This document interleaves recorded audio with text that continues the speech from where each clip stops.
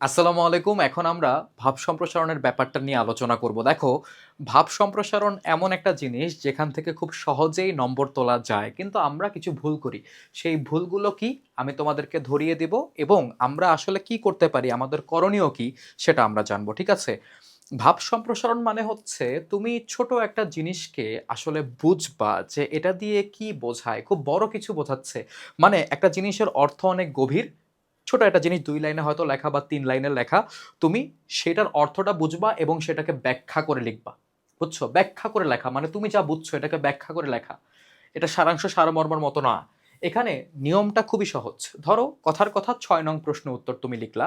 তো ৬ নং প্রশ্ন উত্তর লেখার পরে তুমি ভাব সম্প্রসারণটা তুমি যেটার ভাব সম্প্রসারণ করবা, ঠিক আছে? ধরো ২ টা অপশন থাকবে।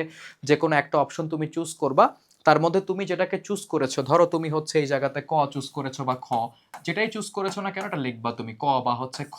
লিখে তারপরে হচ্ছে ওইটার একটা অংশ পুরোটা তুলতে পারো বা একটা অংশ লিখতে পারো। যেমন দেখো, অন্যায় যে করে অন্যায় যে সহে, আমি পুরোটা না লিখে ডট ডট দিয়ে লাস্টের ওয়ার্ডটা লিখে তোমার দাড়ি দিয়ে এরকম কমা দিয়ে দিছি দুই পাশে, সুন্দর। ওকে, এই তুমি হচ্ছে এত নং প্রশ্ন উত্তর এটা নীল কালি দিয়ে লেখো। তারপরে হচ্ছে ১ আঙ্গুল গ্যাপ দাও। তারপরে হচ্ছে তুমি তোমার ভাব সম্প্রসারণ যেটাকে করবা সেটা লেখো, পুরাটা লেখো, লিখতে পারো, সময় নষ্ট হয় তুমি এরকম ডট ডট দিয়ে হচ্ছে লিখতে পারো। ওকে, মাঝ বরাবর লিখবা মানে খাতার মাঝামাঝি লিখবা। একদম বাম পাশ থেকে শুরু করলে বাজে দেখায়। একটু চিন্তা করে যে খাতার মাঝ বরাবর, যেমন তুমি এত নং প্রশ্ন উত্তরটাকে যেরকম খাতার মাঝ বরাবর লিখছো সেরকম ভাবে এটাকে খাতার মাঝ বরাবর লিখবা। খাতার মাঝ বরাবর এটা লেখার পরে তুমি ১ আঙ্গুল গ্যাপ দিয়ে লিখবা ভাব সম্প্রসারণ। ভাব সম্প্রসারণ লেখে নীলকালি এতটুকু পর্যন্ত নীলকালির কলম দিয়ে লিখছো। লেখার পরে তুমি ভাব সম্প্রসারণ শুরু করে দিবা। ঠিক আছে? এখন আমরা কতটুকু লিখবো, কয় পেজ লিখবো, ঠিক আছে, কোন মানে কয়টা প্যারা করে লিখবো, এইটা জানার আগে চলো আমরা একটু ভাব সম্প্রসারণের অবস্থাটা দেখি। দেখো, বিগত ৩ বছরের প্রশ্ন অ্যানালাইসিস করে, আসলে এটা ছোট করে লিখতেছিলাম তো তাই এই লেখাগুলো এত বড় আর বিশ্রী হয়ে গেছে। ওকে, তো বিগত ৩ বছরের প্রশ্ন আমি যখন বিশ্লেষণ করলাম, দেখলাম যে এতবার করে এই জিনিসপত্রগুলো এসেছে। দেখো, অন্যায় যে করে আর অন্যায় যে সহায় ১ নাম্বারটা এটা প্রতি বছরই এসেছে। ঠিক আছে? গত বছর বেশি এসেছে। এটা দেখিয়ে বলা যায় না যে এই বছর কম আসবে। এটা কখনোই বলা যায় না। বুঝতে পারছো? তো আমরা যেটা বলবো যে হচ্ছে এই যে আমাদের যে ভাব সম্প্রসারণটা ১ নাম্বারটা এটা গুরুত্বপূর্ণ। গুরুত্বপূর্ণ মানে কি শুধুমাত্র এটা পড়ে পরীক্ষার হলে চলে যাবা? না। গুরুত্বপূর্ণ মানে হচ্ছে বাকিগুলাও পড়বা। এইটা হচ্ছে একটু বেশি করে পড়বা। কারণ এটা আসার সম্ভাবনা বেশি। দেখো, এটা ইম্পোর্টেন্সটা আমরা দেখতে পাচ্ছি। প্রতি বছরই কম বেশি করে এসেছে। গত বছর এসেছে সবচেয়ে বেশি। ২৩ এ ২ বার এসেছে, ২৪ এ ১ বার এসেছে। ২ নাম্বার ভাব সম্প্রসারণ যেইটা, ঠিক আছে? তো এই যে দেখো, এটা দেখো কম এসেছে বাট প্রতি বছরেই কিন্তু এটা একটা প্রেজেন্স আছে।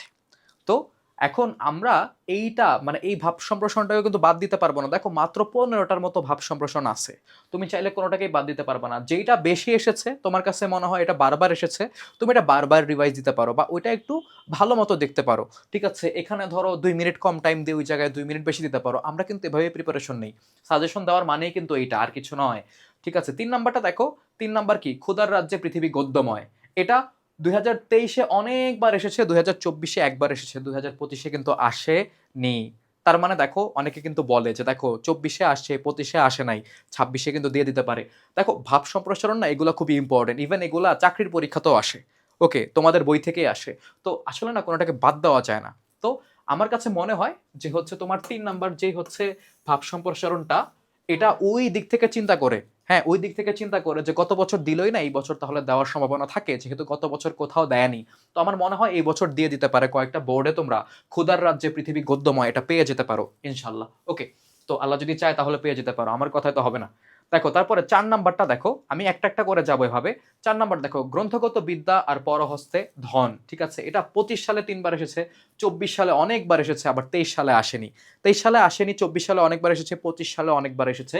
তো আমার কাছে মনে হয় এটা এই ২৬ সালে কয়েকটা বোর্ডে আসতে পারে। এখন কোন বোর্ডে আসবে এটা তো আর বলা যাচ্ছে না যে এই বোর্ডেই আসবে। এটা কয়েকটা বোর্ডে আসতে পারে। আমার কাছে মনে হয় যে এটা একেবারেই আসবে না এরকম না, এটা আসবে। ঠিক আছে? এটা তোমরা গুরুত্ব দিয়ে দেখবা। তারপর দেখো এই জায়গাতে আর কি আছে। ২ টা অপশনের মধ্যে যেকোনো একটা লিখতে পারবা। এটা একটা প্লাস পয়েন্ট। জন্ম হোক যথাতথা, কর্ম হোক ভালো। ২৩ এ আসেনি, ২৪ এ আসেনি, ২৫ এও আসেনি। মানে একটা এসেছে, এটা না আসার সমান। তার মানে কি আমরা এটা বাদ দিতে পারবো? না, এগুলো আরো ক্রিটিক্যাল, বুঝছো? এগুলা কিন্তু আরো ক্রিটিক্যাল। অনেকদিন ধরে ঘুমন্ত অবস্থায় আছে এরা। হঠাৎ করে জেগে উঠতে পারে।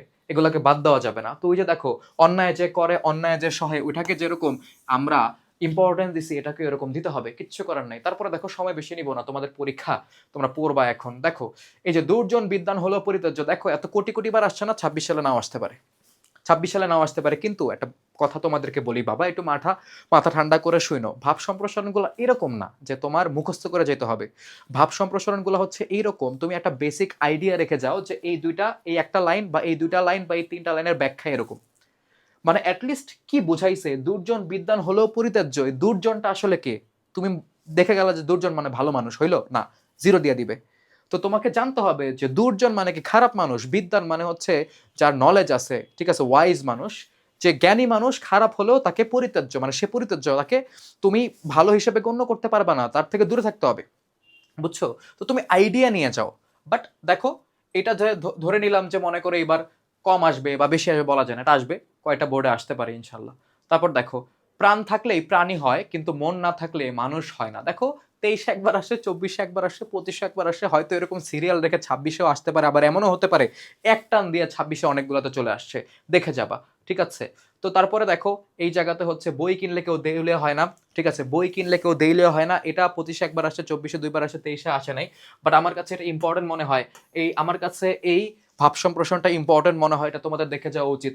আর এটা আসলে বা নিয়ে অনেক লেখা যায় না, তো তাই এটা একটু দেখে যাও। আর বই থেকে ভাব সম্প্রসারণ পড়লে লেখা ইজি, বইয়ে যেরকম ভাবে ব্যাখ্যা করছে ওইটা ফলো করো, বইয়ে যেরকম ভাবে জিনিসপত্র তোমাকে দেখাইছে সেরকম ভাবে তুমি ওই ওই লাইন টু লাইন হচ্ছে লিখো, সুন্দর একটা নাম্বার পাবা। সবসময় বানিয়ে লিখলে ভালো নাম্বার আসে না, বই থেকে মুখস্থ করতে বলতেছি না, বইয়ের লাইনগুলো একটু মাথায় রাখো যে আচ্ছা এই এই কথাগুলো লিখছে হয়তো। বার্ধক্য তাহাই যাহা পুরাতনকে, মিথ্যাকে, মৃত্যুকে আক্রিয়া পড়িয়া থাকে। দেখো 23-এ আসে নাই, 25-এ আসে নাই, 24-এ আসে নাই, আমার মনে হয় এটা 25-এ আসবে, সরি 25-এ আসে নাই, 26-এ আসবে এটা, ঠিক আছে? অনেক বেশি আসবে এরকম না, বাট আসবে, একটা দুইটা বোর্ডে আসতে পারে, ঠিক আছে? দেখো, তো এই যে দেখো, বার্ধক্য তাহাই যাহা পুরাতনকে, মিথ্যাকে, মৃত্যুকে আক্রিয়া পড়িয়া থাকে। ওকে, বার্ধক্য মানে কি? দেখো, বিদ্যার সঙ্গে সম্পর্কহীন জীবন অন্ধ এবং জীবনের সঙ্গে সম্পর্কহীন বিদ্যা বিদ্যা পঙ্গু, কখনো আসে নাই, তার মানে এটা ভয়ঙ্কর। মানে কখনো বলতে বিগত 3 বছর আসে না, এই বছর চলে আসতে পারে, ভয়ঙ্কর, এগুলো এগুলো ভয়ানক জিনিস, ঠিক আছে? ধাপ করে চলে আসবে, দেখবো হঠাৎ করে তোমার সামনে চলে আসছে, তুমি পড়ো নাই, ভাবা একবার রিডিং পড়ে, দুইবার রিডিং পড়ে যেতে তেমন ক্ষতি নাই। দেখো এই যে মানুষ বাঁচে তার কর্মের মধ্যে, বয়সের মধ্যে নয়, এটা অনেকবার আসছে, গুরুত্বপূর্ণ, অটোমেটিক গুরুত্বপূর্ণ, এটা পড়তেই হবে, ঠিক আছে, দেখে যেতেই হবে।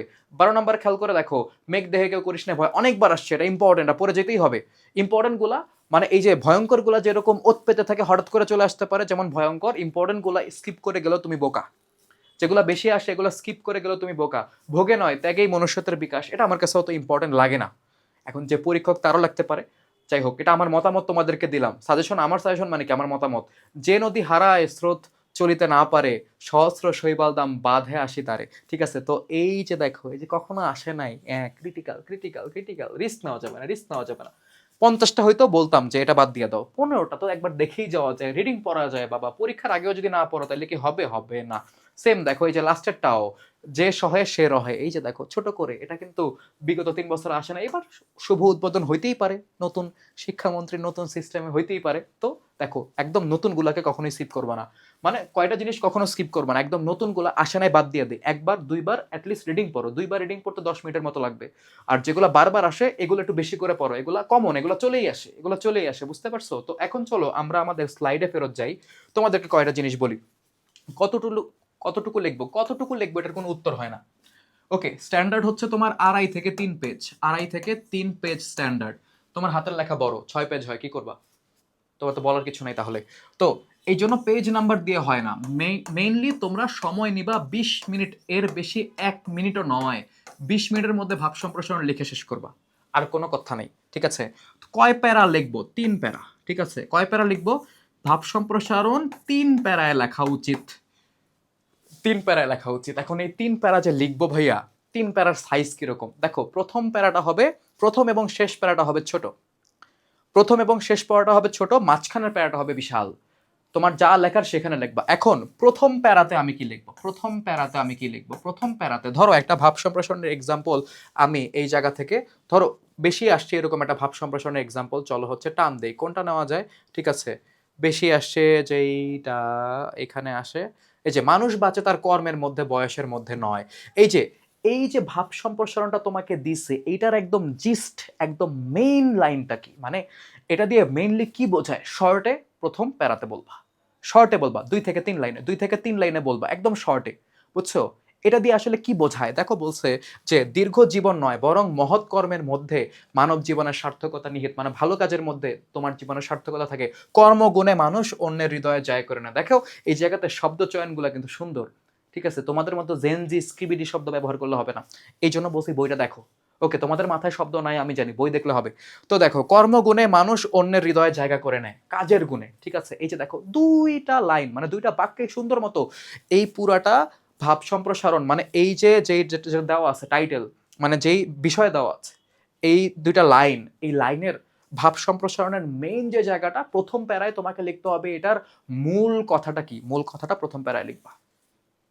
দ্বিতীয় প্যারাতে আমি কি করব, দ্বিতীয় প্যারাতে তুমি এটাকে ব্যাখ্যা করবা যে মানুষ আসলে ভালো কাজ দিয়ে কেমনে মানুষ মনে রাখে। দেখেন আপনার বয়স অনেক বেশি হতে পারে, আপনারা কেউ চিনে না, এই না সেই না, একজন মানুষের মানে বয়স কম, যেমন সুকান্ত ভট্টাচার্য সুন্দর সুন্দর জিনিস লিখে গেছে তাই তাকে মানুষ মনে রাখছে, কাজী নজরুলকে মানুষ মনে রাখছে, রবীন্দ্রনাথকে মনে রাখছে, মহানবী সাল্লাল্লাহু আলাইহি সাল্লামকে মানুষজন মনে রাখছে। কেন? কারণ তাদের কাজের জন্য। অনেক মানুষ আছে অনেক ধন সম্পদ ছিল কিন্তু তাদের কোনো ভালো কাজ ছিল না, মানুষ তাদেরকে মনে রাখে নাই। তারপর তোমাকে এখানে এক্সাম্পল আনতে হবে, একটা জিনিস মনে রাখবা যে উদাহরণ আনতে হবে। উদাহরণ, তুমি যেটা কথা বলতেছো যে মানুষ ভালো কাজের জন্য মানুষকে মনে রাখে, কাদেরকে মনে রাখছে, দেখো কয়েকজনের নাম বলছি, উদাহরণ আনতে হবে কেন মনে রাখছে, এগুলা দিয়ে দিয়ে তুমি হচ্ছে আলোচনা করবা, ব্যাখ্যা করবা যে দেখেন আসলেই কিন্তু মানুষ কর্মের মাধ্যমে বেঁচে থাকে। ওকে, শেষ। তৃতীয় প্যারাতে আমরা কনক্লুশন, মানে উপসংহার, এটা উপসংহার লিখবো না আমরা, উপসংহার দিব, মানে এতক্ষণ যে আলোচনা করছো উপরে এটার সামারি কি, কি বুঝলাম এত আলোচনা করে, এবং এই যে একটা আলোচনা এখান থেকে আমরা কি শিখতে পারি, ঠিক আছে? এতটুকু লিখবা। যে তুমি লিখবা যে মানে উপরোক্ত আলোচনা থেকে বুঝলাম এরকম কিছু না, এই কথাগুলো উল্লেখ করবে না, বুঝছো? এগুলা নাম্বার কেটে দিবে। তুমি লিখবা যে সুন্দর মতো যে কর্মের মাধ্যমেই, মানে মানবীয় গুণাবলী ব্যবহার করে মানুষ কর্মের মাধ্যমে যখন মঙ্গলজনক কিছু করে, এগুলো কিন্তু বানায় বলতেছে এখন, মঙ্গলজনক কিছু যখন করে মানুষের জন্য, মানব সভ্যতার জন্য, তখন সেই কর্মের ভেতরে মানুষ চিরজীবন মানে চিরকাল বেঁচে থাকতে পারে বা একটা সুযোগ পায়। আমাদের উচিত এরকম ভাবে মহৎ কাজের মাধ্যমে মানুষের অন্তরে বা মানুষের হৃদয়ে জায়গা করে নেওয়া। ঠিক আছে, এটা মেসেজ দিলা তুমি, ঠিক আছে? মানে তুমি একটা কথা বললা, ধরো তুমি মানে দাঁড়ায় আসো, অস্কার জিতে গেছো, বুঝছো? এখন তোমাকে জিজ্ঞেস করলো যে দুনিয়াবাসীর উদ্দেশ্যে আপনি কিছু বলেন, পৃথিবীর মানুষের উদ্দেশ্যে কিছু বলেন, তখন তুমি যে একটা মুড নিয়ে কথা বলবা, সেই মুড নিয়ে হচ্ছে এই কথাগুলো লিখবা।